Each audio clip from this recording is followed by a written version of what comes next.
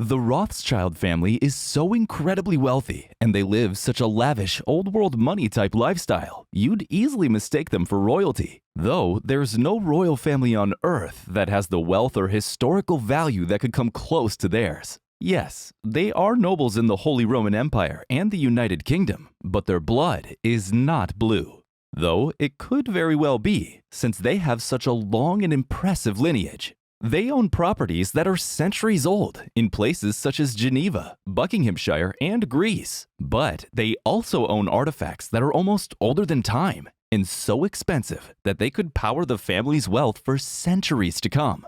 The Rothschilds got their start in banking, but today they have so many successful business ventures that it's hard to keep track of them all. All we can say is that it must be nice to be a Rothschild. So join us as we take a look at the Rothschilds, the world's richest family. The Jewish family's documented history starts in 16th century Frankfurt with Mayor Amschel Rothschild. And seeing that he started it all, we'd hope the current Rothschilds have a family holiday named after him. Mayer was an average working class man until he wasn't. That is, he worked in the banking sector as a court Jew. That sounds a little odd to call someone, right? Well, back then, it was actually a pretty respected banking official. And since it opened the door to them becoming the richest family in the world, we're pretty sure they don't mind the term. Mayer saw a loophole in the system, so to speak, and he took full advantage of it. And ultimately, it led him and his descendants to becoming unthinkably wealthy. Some even estimate their wealth to lie somewhere around the $2 trillion mark. But that's just ridiculous, and it's part of the countless conspiracy theories connected to their name. We'll delve into that, as well as their true net worth a little bit later. But first, what is this loophole Mayer Amschel Rothschild found? At the time, as stipulated by the Bible, it was prohibited to charge interest on any money borrowed. However, since Rothschild was Jewish, he had no such religious restriction. It all makes sense now, doesn't it? He quickly started growing his personal wealth, and during the 19th century, the Rothschild family possessed the largest private fortune in the world, as well as in modern world history. While banking is what made their family so wealthy, they have since branched out with some of their other interests covering a diverse range of fields, including financial services, real estate, mining, energy, agriculture, winemaking, and nonprofits. It's even rumored that the family owns as much as 10,000 tons of gold. While we can't confirm that, because it might just be part of the many conspiracy theories, we can confirm that in 1825, the family rescued the Bank of England after a run on gold, causing an economic crisis and the collapse of 145 banks. The family apparently shipped 10 million British pounds worth of gold into the bank and became its official gold broker. The family also manufactured gold bars for more than 100 years until 1967. Over the years, the family has been the subject of just about every conspiracy theory out there, and it's easy to understand why. After all, the tallest trees catch the most wind, right?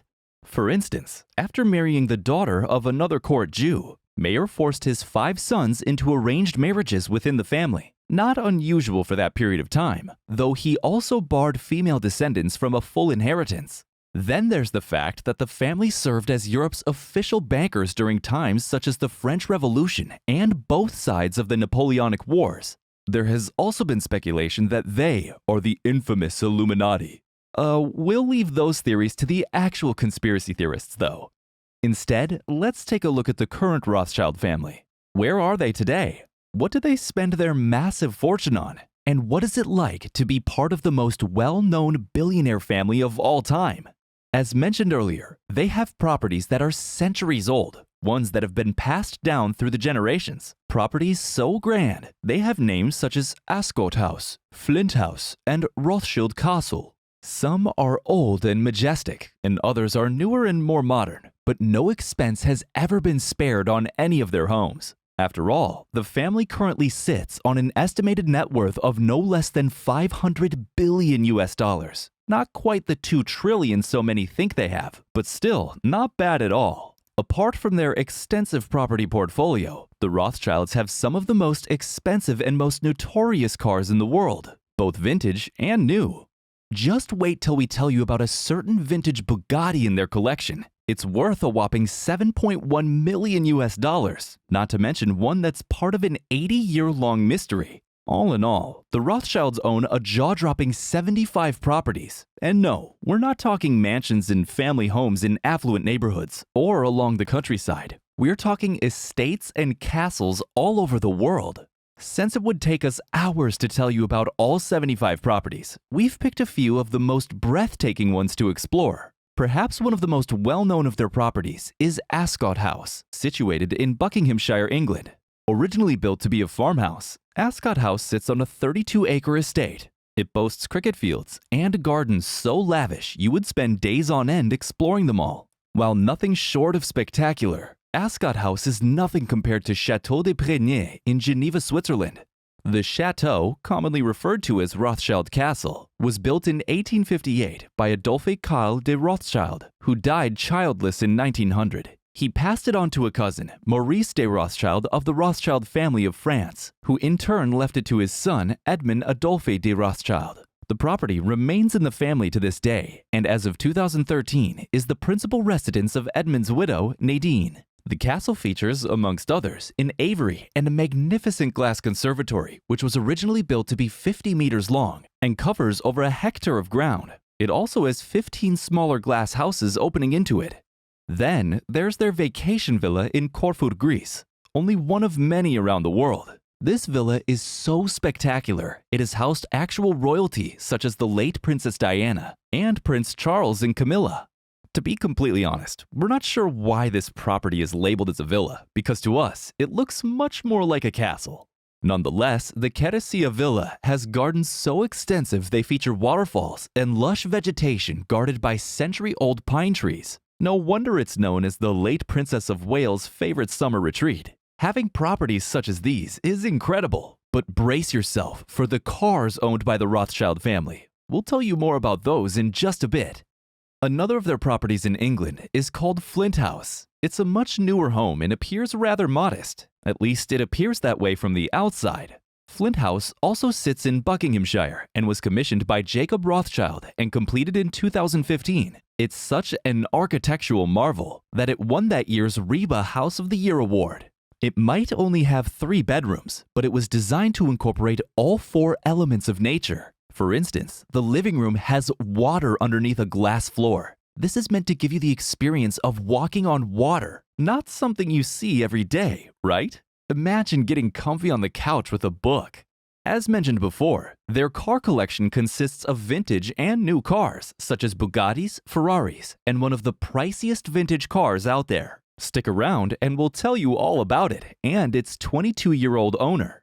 One of the more modern cars in their collection is a Ferrari California, with a price tag of around $202,000 US. This beauty is powered by a 4.3-liter V8 engine and goes from 0 to 62 miles per hour in just 4 short seconds. It has a top speed of 193 miles per hour and has been labeled as the most aerodynamic Ferrari ever produced.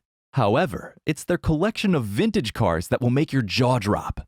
In this section, you'll find a beautiful Bugatti Type 55 Supersport Roadster. It's worth an unthinkable 7.1 million US dollars. It might surprise you to know that the supercar, built in 1932, was once owned by Victor Rothschild when he was a mere 22 years old and studying. Not bad for a student, right? The Supersport Roadster has been described as one of the most iconic automobiles of all time, and we mean just look at it. It's easy to understand why. Then there's their Bugatti Atlantic, and let us tell you, it doesn't exactly get much more exclusive than this. Only 4 of these magnificent cars were ever produced, and the 4th has been missing for more than 80 years, which makes the existing 3 incredibly valuable. Some experts even call them priceless. How, when, why, and where the 4th Atlantic went missing is a story for another day. But we will tell you this, should it be found today, it could be worth around 100 million US dollars. The Rothschilds acquired their Bugatti Atlantic in 1936. Victor Rothschild bought it for a modest 59,000 US dollars. But what about their collection of rare, historical, and almost priceless artifacts? Well, they own some of the rarest art pieces ever produced, and they constantly buy more. Why? They do it for a very good reason. But before we tell you more, remember to hit the like and subscribe buttons. The Rothschild family is considered one of the biggest art contributors around the world. They constantly acquire rare art pieces because it grows in value over time and will ultimately secure their wealth for centuries to come. While they lost quite a bit of their collection to Adolf Hitler during the Nazi occupation of France, when Hitler himself picked out an estimated 3,500 works of art, they were able to recover some of it after the war ended. But even without the lost pieces, they are still considered one of the biggest collectors.